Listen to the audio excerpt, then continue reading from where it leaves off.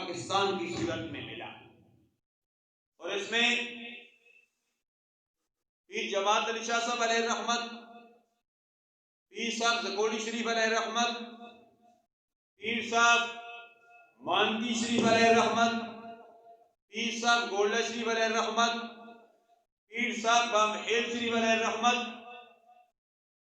बड़े बड़े औलिया कामिलीन का इस पाकिस्तान बनाने में हिस्सा है।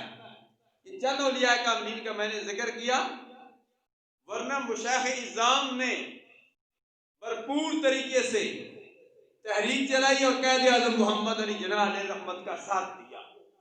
बल्कि पीर जमात अली शाह साहब अलैहि रहमत ने यहाँ तक कहा था कि जो पाकिस्तान की मुखालफत करेगा उसको मुसलमानों के कब्रिस्तान में दफन नहीं होने देंगे। और अपने मुरीदीन के मुतल्लक फरमाया था कि मेरा वो मुरीद नहीं है, ये मुल्क पाकिस्तान बनने की मुखालफत करता है। अगर जिस दौर में मुखालफत भी की गई, मुखालिफ भी थे और अहमदी भी थे। मुजाहिद मिल्लत मौलाना अब्दुल सत्तार खान नियाज़ी अलैहि रहमत ने पाकिस्तान